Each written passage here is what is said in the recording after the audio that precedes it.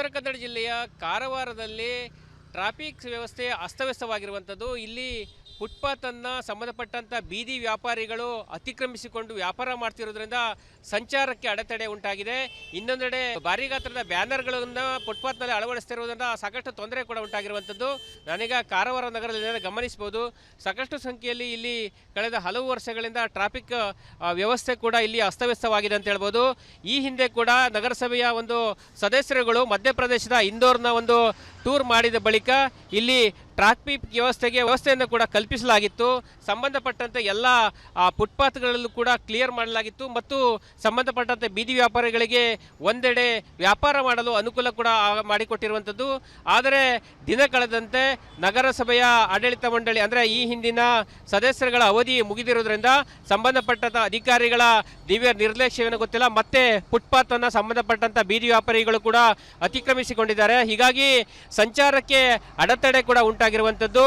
ಇಲ್ಲಿ ಕಾರವಾರ ನಗರದಲ್ಲಿ ಬಹಳ ಪ್ರಮುಖವಾಗಿ ಹೂಹಣ್ಣು ಮಾರಾಟ ಮಾಡುವವರಾಗಿರ್ಬೋದು ಅಥವಾ ಹಣ್ಣು ಹಂಪಲುಗಳನ್ನು ಮಾರಾಟ ಮಾಡುವಂತರಾಗಿರ್ಬೋದು ಅಥವಾ ಬೇರೆ ಬೇರೆ ವ್ಯಾಪಾರಿಗಳಿಗೆ ವ್ಯಾಪಾರ ಮಾಡಲು ನಗರಸಭೆಯಿಂದ ವ್ಯವಸ್ಥೆಯನ್ನು ಕಲ್ಪಿಸಲಾಗಿತ್ತು. ಆದರೆ ದಿನ ಕಳೆದಂತೆ ಇಲ್ಲಿ ವ್ಯವಸ್ಥೆ ಇಲ್ಲಿ ಎಲ್ಲ ಅಸ್ತವ್ಯಸ್ತವಾಗಿದೆ ಅಂತ ಹೇಳ್ಬೋದು. ಗಮನಿಸಬಹುದು, ಫುಟ್ಪಾತ್ಗಳಲ್ಲಿ ವ್ಯಾಪಾರಿಗಳು ಕುಳಿತುಕೊಳ್ಳುವುದರಿಂದ ಜನರು ಫುಟ್ಪಾತನ್ನು ಬಿಟ್ಟು ರಸ್ತೆಯಲ್ಲೇ ಸಂಚರಿಸಬೇಕಾದ ಪರಿಸ್ಥಿತಿ ಕೂಡ ನಿರ್ಮಾಣವಾಗಿದೆ. ಕಾರವಾರ ನಗರದ ವಿವಿಧ ರಸ್ತೆಗಳಲ್ಲೂ ಕೂಡ ಇದೇ ರೀತಿ ಪರಿಸ್ಥಿತಿ ಮುಂದುವರೆದ ಅಂತ ಹೇಳ್ಬೋದು. ಪೊಲೀಸ್ ಠಾಣೆಯ ಮುಂಭಾಗ ಆಗಿರ್ಬೋದು ಅಥವಾ ಜನತಾ ಬಜಾರ್ನ ಮುಂಭಾಗ ಆಗಿರ್ಬೋದು ಅಥವಾ ಗಣಪತಿ ದೇವಸ್ಥಾನ ಪಕ್ಕದ ರಸ್ತೆ ಆಗಿರ್ಬೋದು, ಬೇರೆ ಬೇರೆ ರಸ್ತೆಗಳಲ್ಲೂ ಕೂಡ ಪರಿಸ್ಥಿತಿ ಕೂಡ ಇದೇ ರೀತಿಯಾಗಿದೆ. ಸಂಚಾರಕ್ಕೆ ತುಂಬ ತೊಂದರೆ ಕೂಡ ಉಂಟಾಗಿದೆ. ಜನಸಂಖ್ಯೆ ಕೂಡ ಕಾರವಾರ ನಗರದಲ್ಲಿ ದಿನಕ್ಕೆ ಬೆಳೀತಾ ಇದೆ. ವ್ಯಾಪಾರಿಗಳ ಸಂಖ್ಯೆ ಕೂಡ ಜಾಸ್ತಿ ಆಗ್ತಾ ಇದೆ. ಆದರೆ ಯಾವುದೇ ರೀತಿಯಲ್ಲಿ ಕೂಡ ಇಲ್ಲಿ ಸಂಚಾರಕ್ಕೆ ಅಡೆತಡೆ ಉಂಟಾಗುವಂಥ ಎಲ್ಲ ಪರಿಸ್ಥಿತಿಗಳು ಕೂಡ ಇಲ್ಲಿ ಮುಂದುವರೆದಿದೆ ಅಂತ ಹೇಳ್ಬೋದು. ಒಟ್ಟಿನಲ್ಲಿ ಕಾರವಾರ ನಗರಸಭೆ ಇಲ್ಲಿ ಇದೆಯೋ ಇಲ್ಲ ಎಂಬ ಪ್ರಶ್ನೆ ಕೂಡ ಉದ್ಭವವಾಗಿರುವಂಥದ್ದು. ಈ ಹಿಂದೆ ಕೂಡ ನಗರಸಭೆ ಸದಸ್ಯರು ಕೂಡ ಸಂಬಂಧಪಟ್ಟಂತೆ ಮಧ್ಯಪ್ರದೇಶದ ಇಂದೂರಿಗೆ ತೆರಳಿ ಅಲ್ಲಿನ ವ್ಯವಸ್ಥೆಗಳನ್ನು ತಿಳಿದುಕೊಂಡ ಬಳಿಕ ಕಾರವಾರ ನಗರದಲ್ಲಿ ಒಂದು ವ್ಯವಸ್ಥೆಯನ್ನು ಸುಗಮವಾಗಿ ಮಾಡಲು ಮುಂದಾಗಿರುವಂಥದ್ದು. ಅದೇ ರೀತಿ ಕೂಡ ಬೀದಿ ವ್ಯಾಪಾರಿಗಳಾಗಿರ್ಬೋದು ಅಥವಾ ಹೂಹಣ್ಣು ವ್ಯಾಪಾರಿಗಳಿಗೆ ಪ್ರತ್ಯೇಕವಾದ ಒಂದು ವ್ಯವಸ್ಥೆಯನ್ನು ಕಲ್ಪಿಸಲಾಗಿತ್ತು. ಅದೇ ರೀತಿ ಮತ್ತೆ ಇದೀಗ ಪರಿಸ್ಥಿತಿ ಕೂಡ ಯಥಾಸ್ಥಿತಿಯಲ್ಲಿ ಸಾಗಿದೆ ಅಂತ ಹೇಳ್ಬೋದು. ಒಟ್ಟಿನಲ್ಲಿ ಸಂಬಂಧಪಟ್ಟಂತೆ ಇಲ್ಲಿ ಅಧಿಕಾರಿಗಳು ಕೂಡ ಒಂದು ದಿವ್ಯ ನಿರ್ಲಕ್ಷ್ಯ ತೋರಿದೆ ಅಂತ ಹೇಳೋದು. ಒಟ್ಟಿನಲ್ಲಿ ಕಾರವಾರದಲ್ಲಿ ಕೇವಲ ಬೀದಿ ವ್ಯಾಪಾರಿಗಳಿಂದ ಮಾತ್ರ ತೊಂದರೆ ಇಲ್ಲ, ಮತ್ತು ಪ್ರಮುಖವಾಗಿರುವಂತಹ ಬ್ಯಾನರ್ಗಳಾಗಿರ್ಬೋದು, ಫ್ಲೆಕ್ಸಿಗಳಾಗಿರ್ಬೋದು ಎಲ್ಲವೂ ಕೂಡ ಫುಟ್ಪಾತ್ ಮೇಲೆ ಇದ್ದಿರುವಂಥದ್ದು. ಹೀಗಾಗಿ ಸಂಚಾರಕ್ಕೆ ತೊಂದರೆ ಆಗಿರುವ ಸಮಸ್ಯೆಗಳ ಬಗ್ಗೆ ಸಾರ್ವಜನಿಕರು ಕೂಡ ಆರೋಪವನ್ನು ಕೂಡ ಮಾಡ್ತಾರೆ. ಹೀಗಾಗಿ ಸಂಬಂಧಪಟ್ಟ ಅಧಿಕಾರಿಗಳು ಇನ್ನಾದರೂ ಕಾರವಾರದಲ್ಲಿ ಸರಿಯಾದ ವ್ಯವಸ್ಥೆಯನ್ನು ಮಾಡೋದ್ರ ಮೂಲಕ ಸುಗಮ ಸಂಚಾರಕ್ಕೆ ಅನುಕೂಲ ಮಾಡಿಕೊಡಬೇಕಾದ ಎಲ್ಲ ವ್ಯವಸ್ಥೆ ಕೂಡ ಇದ್ದಿರುವಂಥದ್ದು. ಒಟ್ಟಿನಲ್ಲಿ ಕಾರವಾರದ ನಗರಸಭೆ ಅಧಿಕಾರಿಗಳು ಇನ್ನು ಮುಂದಾದರೂ ಎಚ್ಚೆತ್ತುಕೊಳ್ಳುತ್ತಾರೆ ಎಂಬುದನ್ನು ಕಾದೋಡಬೇಕಾಗಿದೆ. ಕ್ಯಾಮರಾ ಪರ್ಸನ್ ಕಿಶನ್ ಗುರು ಜೊತೆ ನಾನು ಶೇಷಗಿರಿ ಮುಂಡಳ್ಳಿ, ರಿಪಬ್ಲಿಕ್ ಕನ್ನಡ, ಕಾರವಾರ. ಉತ್ತರ ಕನ್ನಡ ಜಿಲ್ಲೆಯ ಕಾರವಾರದಲ್ಲಿ ಟ್ರಾಫಿಕ್ ವ್ಯವಸ್ಥೆ ಅಸ್ತವ್ಯಸ್ತವಾಗಿರುವಂಥದ್ದು. ಇಲ್ಲಿ ಫುಟ್ಪಾತನ್ನು ಸಂಬಂಧಪಟ್ಟಂಥ ಬೀದಿ ವ್ಯಾಪಾರಿಗಳು ಅತಿಕ್ರಮಿಸಿಕೊಂಡು ವ್ಯಾಪಾರ ಮಾಡ್ತಿರೋದ್ರಿಂದ ಸಂಚಾರಕ್ಕೆ ಅಡೆತಡೆ ಉಂಟಾಗಿದೆ. ಇನ್ನೊಂದೆಡೆ ಭಾರಿ ಗಾತ್ರದ ಬ್ಯಾನರ್ಗಳನ್ನು ಫುಟ್ಪಾತ್ನಲ್ಲಿ ಅಳವಡಿಸ್ತಿರುವುದರಿಂದ ಸಾಕಷ್ಟು ತೊಂದರೆ ಕೂಡ ಉಂಟಾಗಿರುವಂಥದ್ದು. ನಾನೀಗ ಕಾರವಾರ ನಗರದಲ್ಲಿ ಗಮನಿಸಬಹುದು, ಸಾಕಷ್ಟು ಸಂಖ್ಯೆಯಲ್ಲಿ ಇಲ್ಲಿ ಕಳೆದ ಹಲವು ವರ್ಷಗಳಿಂದ ಟ್ರಾಫಿಕ್ ವ್ಯವಸ್ಥೆ ಕೂಡ ಇಲ್ಲಿ ಅಸ್ತವ್ಯಸ್ತವಾಗಿದೆ ಅಂತ ಹೇಳ್ಬೋದು. ಈ ಹಿಂದೆ ಕೂಡ ನಗರಸಭೆಯ ಒಂದು ಸದಸ್ಯರುಗಳು ಮಧ್ಯಪ್ರದೇಶದ ಇಂದೋರ್ನ ಒಂದು ಟೂರ್ ಮಾಡಿದ ಬಳಿಕ ಇಲ್ಲಿ ಟ್ರಾಫಿಕ್ ವ್ಯವಸ್ಥೆಯನ್ನು ಕೂಡ ಕಲ್ಪಿಸಲಾಗಿತ್ತು. ಸಂಬಂಧಪಟ್ಟಂತೆ ಎಲ್ಲ ಫುಟ್ಪಾತ್ಗಳಲ್ಲೂ ಕೂಡ ಕ್ಲಿಯರ್ ಮಾಡಲಾಗಿತ್ತು ಮತ್ತು ಸಂಬಂಧಪಟ್ಟಂತೆ ಬೀದಿ ವ್ಯಾಪಾರಿಗಳಿಗೆ ಒಂದೆಡೆ ವ್ಯಾಪಾರ ಮಾಡಲು ಅನುಕೂಲ ಕೂಡ ಮಾಡಿಕೊಟ್ಟಿರುವಂಥದ್ದು. ಆದರೆ ದಿನ ಕಳೆದಂತೆ ನಗರಸಭೆಯ ಆಡಳಿತ ಮಂಡಳಿ ಅಂದರೆ ಈ ಹಿಂದಿನ ಸದಸ್ಯರುಗಳ ಅವಧಿ ಮುಗಿದಿರುವುದರಿಂದ ಸಂಬಂಧಪಟ್ಟಂಥ ಅಧಿಕಾರಿಗಳ ದಿವ್ಯ ನಿರ್ಲಕ್ಷ್ಯವೇನು ಗೊತ್ತಿಲ್ಲ, ಮತ್ತೆ ಫುಟ್ಪಾತನ್ನು ಸಂಬಂಧಪಟ್ಟಂಥ ಬೀದಿ ವ್ಯಾಪಾರಿಗಳು ಕೂಡ ಅತಿಕ್ರಮಿಸಿಕೊಂಡಿದ್ದಾರೆ. ಹೀಗಾಗಿ ಸಂಚಾರಕ್ಕೆ ಅಡೆತಡೆ ಕೂಡ ಉಂಟಾಗಿರುವಂಥದ್ದು. ಇಲ್ಲಿ ಕಾರವಾರ ನಗರದಲ್ಲಿ ಬಹಳ ಪ್ರಮುಖವಾಗಿ ಹೂಹಣ್ಣು ಮಾರಾಟ ಮಾಡುವವರಾಗಿರ್ಬೋದು ಅಥವಾ ಹಣ್ಣು ಹಂಪಲುಗಳನ್ನು ಮಾರಾಟ ಮಾಡುವಂತರಾಗಿರ್ಬೋದು ಅಥವಾ ಬೇರೆ ಬೇರೆ ವ್ಯಾಪಾರಿಗಳಿಗೆ ವ್ಯಾಪಾರ ಮಾಡಲು ನಗರಸಭೆಯಿಂದ ವ್ಯವಸ್ಥೆಯನ್ನು ಕಲ್ಪಿಸಲಾಗಿತ್ತು. ಆದರೆ ದಿನ ಕಳೆದಂತೆ ಇಲ್ಲಿ ವ್ಯವಸ್ಥೆ ಇಲ್ಲಿ ಎಲ್ಲ ಅಸ್ತವ್ಯಸ್ತವಾಗಿದೆ ಅಂತ ಹೇಳ್ಬೋದು. ಗಮನಿಸಬಹುದು, ಫುಟ್ಪಾತ್ಗಳಲ್ಲಿ ವ್ಯಾಪಾರಿಗಳು ಕುಳಿತುಕೊಳ್ಳುವುದರಿಂದ ಜನರು ಫುಟ್ಪಾತನ್ನು ಬಿಟ್ಟು ರಸ್ತೆಯಲ್ಲೇ ಸಂಚರಿಸಬೇಕಾದ ಪರಿಸ್ಥಿತಿ ಕೂಡ ನಿರ್ಮಾಣವಾಗಿದೆ.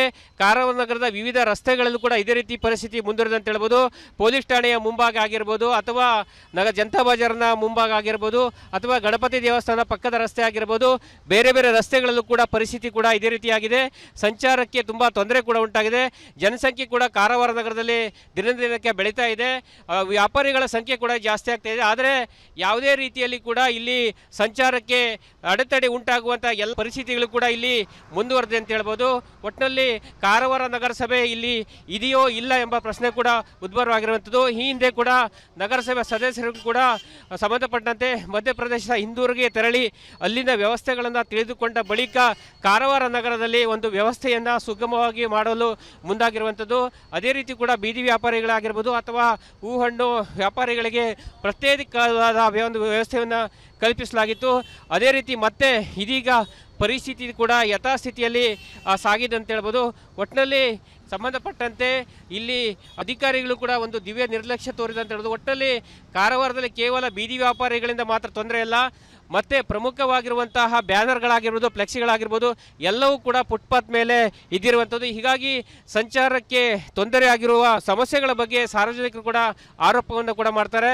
ಹೀಗಾಗಿ ಸಂಬಂಧಪಟ್ಟ ಅಧಿಕಾರಿಗಳು ಇನ್ನಾದರೂ ಕಾರವಾರದಲ್ಲಿ ಸರಿಯಾದ ವ್ಯವಸ್ಥೆಯನ್ನು ಮಾಡೋದ್ರ ಮೂಲಕ ಸುಗಮ ಸಂಚಾರಕ್ಕೆ ಅನುಕೂಲ ಮಾಡಿಕೊಡಬೇಕಾದ ಎಲ್ಲ ವ್ಯವಸ್ಥೆ ಕೂಡ ಇದ್ದಿರುವಂಥದ್ದು. ಒಟ್ಟಿನಲ್ಲಿ ಕಾರವಾರದ ನಗರಸಭೆ ಅಧಿಕಾರಿಗಳು ಇನ್ನು ಮುಂದಾದರೂ ಎಚ್ಚೆತ್ತುಕೊಳ್ಳುತ್ತಾರೆ ಎಂಬುದನ್ನು ಕಾದೋಡಬೇಕಾಗಿದೆ. ಕ್ಯಾಮರಾ ಪರ್ಸನ್ ಕಿಶನ್ ಗುರು ಜೊತೆ ನಾನು ಶೇಷಗಿರಿ ಮುಂಡಳ್ಳಿ, ರಿಪಬ್ಲಿಕ್ ಕನ್ನಡ, ಕಾರವಾರ. ಉತ್ತರ ಕನ್ನಡ ಜಿಲ್ಲೆಯ ಕಾರವಾರದಲ್ಲಿ ಟ್ರಾಫಿಕ್ ವ್ಯವಸ್ಥೆ ಅಸ್ತವ್ಯಸ್ತವಾಗಿರುವಂಥದ್ದು. ಇಲ್ಲಿ ಫುಟ್ಪಾತನ್ನು ಸಂಬಂಧಪಟ್ಟಂಥ ಬೀದಿ ವ್ಯಾಪಾರಿಗಳು ಅತಿಕ್ರಮಿಸಿಕೊಂಡು ವ್ಯಾಪಾರ ಮಾಡ್ತಿರೋದ್ರಿಂದ ಸಂಚಾರಕ್ಕೆ ಅಡೆತಡೆ ಉಂಟಾಗಿದೆ. ಇನ್ನೊಂದೆಡೆ ಭಾರಿ ಗಾತ್ರದ ಬ್ಯಾನರ್ಗಳನ್ನು ಫುಟ್ಪಾತ್ನಲ್ಲಿ ಅಳವಡಿಸ್ತಿರುವುದರಿಂದ ಸಾಕಷ್ಟು ತೊಂದರೆ ಕೂಡ ಉಂಟಾಗಿರುವಂಥದ್ದು. ನಾನೀಗ ಕಾರವಾರ ನಗರದಲ್ಲಿ ಗಮನಿಸಬಹುದು, ಸಾಕಷ್ಟು ಸಂಖ್ಯೆಯಲ್ಲಿ ಇಲ್ಲಿ ಕಳೆದ ಹಲವು ವರ್ಷಗಳಿಂದ ಟ್ರಾಫಿಕ್ ವ್ಯವಸ್ಥೆ ಕೂಡ ಇಲ್ಲಿ ಅಸ್ತವ್ಯಸ್ತವಾಗಿದೆ ಅಂತ ಹೇಳ್ಬೋದು. ಈ ಹಿಂದೆ ಕೂಡ ನಗರಸಭೆಯ ಒಂದು ಸದಸ್ಯರುಗಳು ಮಧ್ಯಪ್ರದೇಶದ ಇಂದೋರ್ನ ಒಂದು ಟೂರ್ ಮಾಡಿದ ಬಳಿಕ ಇಲ್ಲಿ ಟ್ರಾಫಿಕ್ ವ್ಯವಸ್ಥೆಯನ್ನು ಕೂಡ ಕಲ್ಪಿಸಲಾಗಿತ್ತು.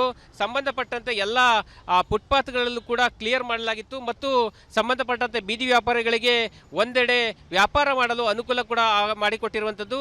ಆದರೆ ದಿನ ಕಳೆದಂತೆ ನಗರಸಭೆಯ ಆಡಳಿತ ಮಂಡಳಿ ಅಂದರೆ ಈ ಹಿಂದಿನ ಸದಸ್ಯರುಗಳ ಅವಧಿ ಮುಗಿದಿರುವುದರಿಂದ ಸಂಬಂಧಪಟ್ಟಂಥ ಅಧಿಕಾರಿಗಳ ದಿವ್ಯ ನಿರ್ಲಕ್ಷ್ಯವೇನೋ ಗೊತ್ತಿಲ್ಲ, ಮತ್ತೆ ಫುಟ್ಪಾತನ್ನು ಸಂಬಂಧಪಟ್ಟಂಥ ಬೀದಿ ವ್ಯಾಪಾರಿಗಳು ಕೂಡ ಅತಿಕ್ರಮಿಸಿಕೊಂಡಿದ್ದಾರೆ. ಹೀಗಾಗಿ ಸಂಚಾರಕ್ಕೆ ಅಡೆತಡೆ ಕೂಡ ಉಂಟಾಗಿರುವಂಥದ್ದು. ಇಲ್ಲಿ ಕಾರವಾರ ನಗರದಲ್ಲಿ ಬಹಳ ಪ್ರಮುಖವಾಗಿ ಹೂಹಣ್ಣು ಮಾರಾಟ ಮಾಡುವವರಾಗಿರ್ಬೋದು ಅಥವಾ ಹಣ್ಣು ಹಂಪಲುಗಳನ್ನು ಮಾರಾಟ ಮಾಡುವಂತರಾಗಿರ್ಬೋದು ಅಥವಾ ಬೇರೆ ಬೇರೆ ವ್ಯಾಪಾರಿಗಳಿಗೆ ವ್ಯಾಪಾರ ಮಾಡಲು ನಗರಸಭೆಯಿಂದ ವ್ಯವಸ್ಥೆಯನ್ನು ಕಲ್ಪಿಸಲಾಗಿತ್ತು. ಆದರೆ ದಿನ ಕಳೆದಂತೆ ಇಲ್ಲಿ ವ್ಯವಸ್ಥೆ ಇಲ್ಲಿ ಎಲ್ಲ ಅಸ್ತವ್ಯಸ್ತವಾಗಿದೆ ಅಂತ ಹೇಳ್ಬೋದು. ಗಮನಿಸಬಹುದು, ಫುಟ್ಪಾತ್ಗಳಲ್ಲಿ ವ್ಯಾಪಾರಿಗಳು ಕುಳಿತುಕೊಳ್ಳುವುದರಿಂದ ಜನರು ಫುಟ್ಪಾತನ್ನು ಬಿಟ್ಟು ರಸ್ತೆಯಲ್ಲೇ ಸಂಚರಿಸಬೇಕಾದ ಪರಿಸ್ಥಿತಿ ಕೂಡ ನಿರ್ಮಾಣವಾಗಿದೆ.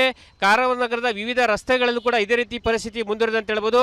ಪೊಲೀಸ್ ಠಾಣೆಯ ಮುಂಭಾಗ ಆಗಿರ್ಬೋದು ಅಥವಾ ಜನತಾ ಬಜಾರ್ನ ಮುಂಭಾಗ ಆಗಿರ್ಬೋದು ಅಥವಾ ಗಣಪತಿ ದೇವಸ್ಥಾನ ಪಕ್ಕದ ರಸ್ತೆ ಆಗಿರ್ಬೋದು, ಬೇರೆ ಬೇರೆ ರಸ್ತೆಗಳಲ್ಲೂ ಕೂಡ ಪರಿಸ್ಥಿತಿ ಕೂಡ ಇದೇ ರೀತಿಯಾಗಿದೆ. ಸಂಚಾರಕ್ಕೆ ತುಂಬ ತೊಂದರೆ ಕೂಡ ಉಂಟಾಗಿದೆ. ಜನಸಂಖ್ಯೆ ಕೂಡ ಕಾರವಾರ ನಗರದಲ್ಲಿ ದಿನಕ್ಕೆ ಬೆಳೀತಾ ಇದೆ. ವ್ಯಾಪಾರಿಗಳ ಸಂಖ್ಯೆ ಕೂಡ ಜಾಸ್ತಿ ಆಗ್ತಾ ಇದೆ. ಆದರೆ ಯಾವುದೇ ರೀತಿಯಲ್ಲಿ ಕೂಡ ಇಲ್ಲಿ ಸಂಚಾರಕ್ಕೆ ಅಡೆತಡೆ ಉಂಟಾಗುವಂಥ ಎಲ್ಲ ಪರಿಸ್ಥಿತಿಗಳು ಕೂಡ ಇಲ್ಲಿ ಮುಂದುವರೆದಿದೆ ಅಂತ ಹೇಳ್ಬೋದು. ಒಟ್ಟಿನಲ್ಲಿ ಕಾರವಾರ ನಗರಸಭೆ ಇಲ್ಲಿ ಇದೆಯೋ ಇಲ್ಲ ಎಂಬ ಪ್ರಶ್ನೆ ಕೂಡ ಉದ್ಭವವಾಗಿರುವಂಥದ್ದು. ಈ ಹಿಂದೆ ಕೂಡ ನಗರಸಭೆ ಸದಸ್ಯರು ಕೂಡ ಸಂಬಂಧಪಟ್ಟಂತೆ ಮಧ್ಯಪ್ರದೇಶದ ಇಂದೂರಿಗೆ ತೆರಳಿ ಅಲ್ಲಿನ ವ್ಯವಸ್ಥೆಗಳನ್ನು ತಿಳಿದುಕೊಂಡ ಬಳಿಕ ಕಾರವಾರ ನಗರದಲ್ಲಿ ಒಂದು ವ್ಯವಸ್ಥೆಯನ್ನು ಸುಗಮವಾಗಿ ಮಾಡಲು ಮುಂದಾಗಿರುವಂಥದ್ದು. ಅದೇ ರೀತಿ ಕೂಡ ಬೀದಿ ವ್ಯಾಪಾರಿಗಳಾಗಿರ್ಬೋದು ಅಥವಾ ಹೂಹಣ್ಣು ವ್ಯಾಪಾರಿಗಳಿಗೆ ಪ್ರತ್ಯೇಕವಾದ ಒಂದು ವ್ಯವಸ್ಥೆಯನ್ನು ಕಲ್ಪಿಸಲಾಗಿತ್ತು. ಅದೇ ರೀತಿ ಮತ್ತೆ ಇದೀಗ ಪರಿಸ್ಥಿತಿ ಕೂಡ ಯಥಾಸ್ಥಿತಿಯಲ್ಲಿ ಸಾಗಿದೆ ಅಂತ ಹೇಳ್ಬೋದು. ಒಟ್ಟಿನಲ್ಲಿ ಸಂಬಂಧಪಟ್ಟಂತೆ ಇಲ್ಲಿ ಅಧಿಕಾರಿಗಳು ಕೂಡ ಒಂದು ದಿವ್ಯ ನಿರ್ಲಕ್ಷ್ಯ ತೋರಿದೆ ಅಂತ ಹೇಳೋದು. ಒಟ್ಟಿನಲ್ಲಿ ಕಾರವಾರದಲ್ಲಿ ಕೇವಲ ಬೀದಿ ವ್ಯಾಪಾರಿಗಳಿಂದ ಮಾತ್ರ ತೊಂದರೆ ಇಲ್ಲ, ಮತ್ತು ಪ್ರಮುಖವಾಗಿರುವಂತಹ ಬ್ಯಾನರ್ಗಳಾಗಿರ್ಬೋದು, ಫ್ಲೆಕ್ಸಿಗಳಾಗಿರ್ಬೋದು ಎಲ್ಲವೂ ಕೂಡ ಫುಟ್ಪಾತ್ ಮೇಲೆ ಇದ್ದಿರುವಂಥದ್ದು. ಹೀಗಾಗಿ ಸಂಚಾರಕ್ಕೆ ತೊಂದರೆ ಆಗಿರುವ ಸಮಸ್ಯೆಗಳ ಬಗ್ಗೆ ಸಾರ್ವಜನಿಕರು ಕೂಡ ಆರೋಪವನ್ನು ಕೂಡ ಮಾಡ್ತಾರೆ. ಹೀಗಾಗಿ ಸಂಬಂಧಪಟ್ಟ ಅಧಿಕಾರಿಗಳು ಇನ್ನಾದರೂ ಕಾರವಾರದಲ್ಲಿ ಸರಿಯಾದ ವ್ಯವಸ್ಥೆಯನ್ನು ಮಾಡೋದ್ರ ಮೂಲಕ ಸುಗಮ ಸಂಚಾರಕ್ಕೆ ಅನುಕೂಲ ಮಾಡಿಕೊಡಬೇಕಾದ ಎಲ್ಲ ವ್ಯವಸ್ಥೆ ಕೂಡ ಇದ್ದಿರುವಂಥದ್ದು. ಒಟ್ಟಿನಲ್ಲಿ ಕಾರವಾರದ ನಗರಸಭೆ ಅಧಿಕಾರಿಗಳು ಇನ್ನು ಮುಂದಾದರೂ ಎಚ್ಚೆತ್ತುಕೊಳ್ಳುತ್ತಾರೆ ಎಂಬುದನ್ನು ಕಾದು ನೋಡಬೇಕಾಗಿದೆ. ಕ್ಯಾಮರಾ ಪರ್ಸನ್ ಕಿಶನ್ ಗುರು ಜೊತೆ ನಾನು ಶೇಷಗಿರಿ ಮುಂಡಳ್ಳಿ, ರಿಪಬ್ಲಿಕ್ ಕನ್ನಡ, ಕಾರವಾರ.